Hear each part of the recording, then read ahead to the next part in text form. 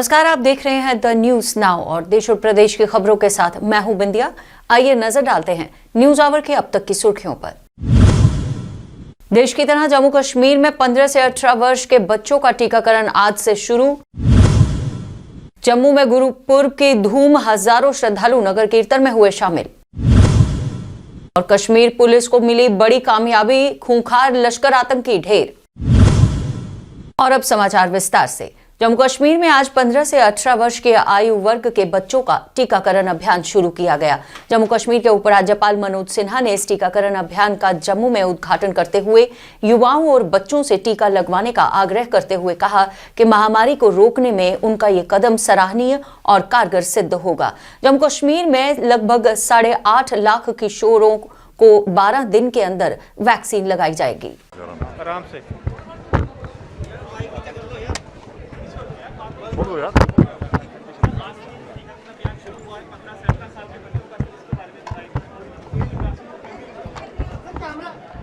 एक तो हम भारत के सम्माननीय प्रधानमंत्री जी और देश के वैज्ञानिकों के प्रति हृदय से आभार व्यक्त करते हैं।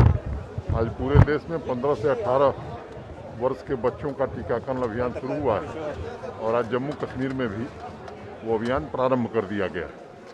मुझे लगता है कि वैक्सीनेशन में जम्मू कश्मीर के हमारे डॉक्टर्स ने, पैरामेडिकल स्टाफ, नर्सेस ने, पूरी मेडिकल फैसिलिटी ने जिस तरह से काम किया वो निश्चित रूप से सराहनीय है।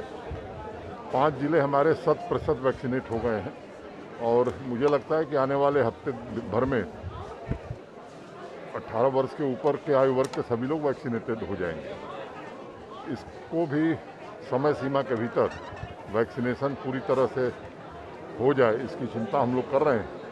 भारत सरकार ने अभी 70% वैक्सीन उपलब्ध कराने का भरोसा दिया है और कहा कि जल्द ही बाकी भी उपलब्ध कराएंगे।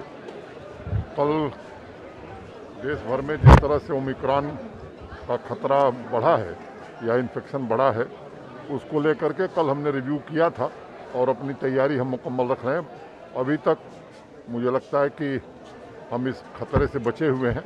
हर कोशिश हम करेंगे कि यहाँ के लोगों को अच्छी से अच्छी सुविधा हम प्रदान कर सकें। Thank you. वहीं कश्मीर में अतिरिक्त मुख्य सचिव स्वास्थ्य एवं चिकित्सा शिक्षा श्री विवेक भारद्वाज ने आज श्रीनगर में 15 से 17 वर्ष के आयु वर्ग के बच्चों के टीकाकरण अभियान का उद्घाटन किया। केंद्र सरकार और प्रशासन पर पूर्ण सहायता का विश्वास जताते हुए उन्होंने कहा कि विभिन्न शिक्षण संस्थानों में यह अभियान चलने से जल्द ही लाखों बच्चों का टीकाकरण करने में सफलता प्राप्त होगी।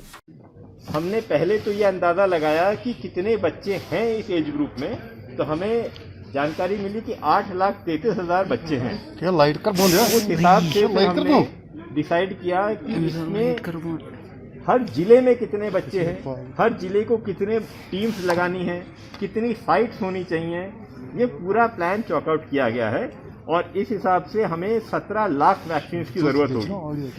हमें 3 दिन पहले ही करीब 2,80,000 वैक्सीन उपलब्ध हो गई हैं और हमें यकीन है कि आगे भी हमें पूरी वैक्सीन हमें मिलेगी भारत सरकार से और हम आशा करते हैं कि बहुत शीघ्र ही हम इसको मुकम्मल कर पाएंगे।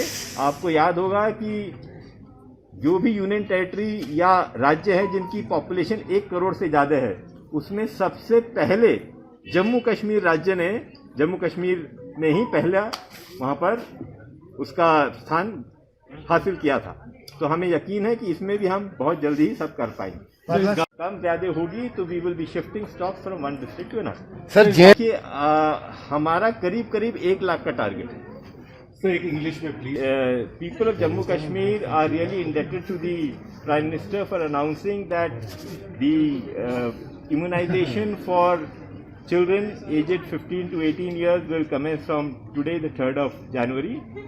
The state government has made elaborate preparations.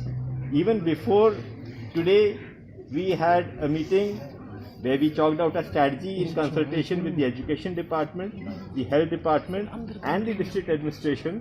And now we are in a position to identify the children, identify the sites and also have an elaborate plan within which time we will be able to accomplish the task.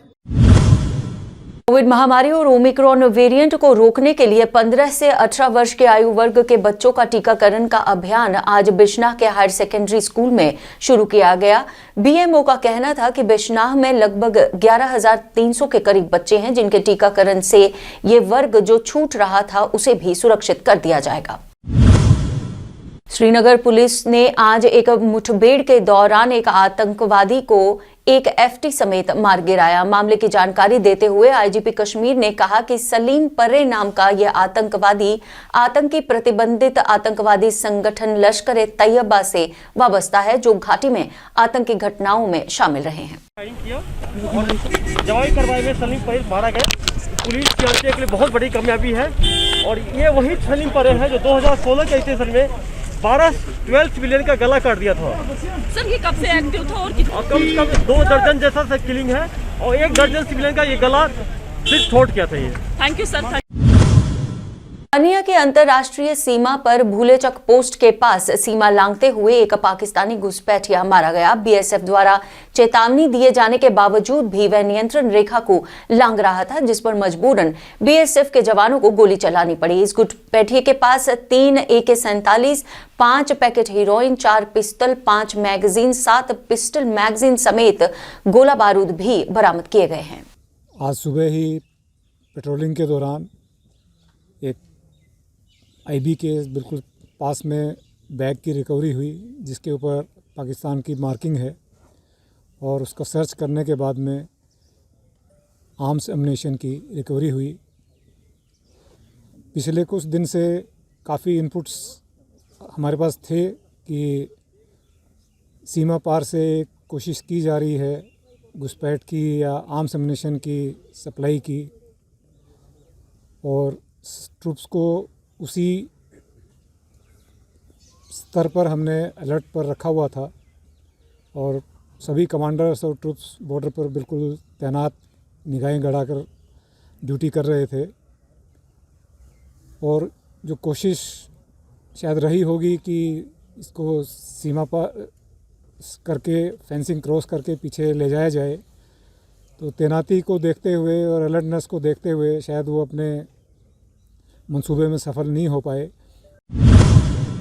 Jammu में गुरुपुरब की धूम और सद्भाव की भावना जताते हुए सिख समुदाय द्वारा नगर कीर्तन का आयोजन किया गया।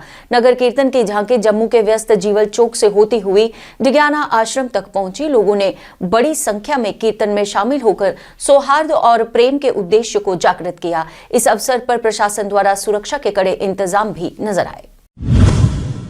कर्तव्य और अदम्य साहस के लिए मरणोपरांत अशोक चक्र विजेता लेफ्टिनेंट त्रिवेणी सिंह को पठानकोट के त्रिवेणी द्वार में कार्यवाहक कमांडर पठानकोट सब एरिया और फॉलन हीरो के परिवार के सदस्यों द्वारा श्रद्धांजलि दी गई।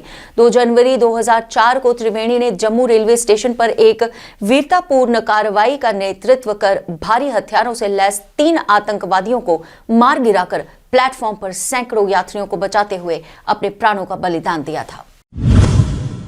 बसोली में पुलिस और दुकान के मालिक की कथित दादागिरी का मामला सामने आया, जब दुकानदार किराएदार ने पुलिस और दुकान के मालिक पर उन्हें किराया वसूल करने के लिए प्रताड़ित किए जाने का आरोप लगाया। पीड़ित किराएदार ने बेटे की रिहाई और इंसाफ दिलाए जाने के लिए गुहार लगाई। ये मेरे पति ने आसी बस स्टैंड दुकान ले ली चौहान कोला 4000 किराया देंदे रहे। 54 अगला लगे किराया बढ़ावा से 8000 करी था।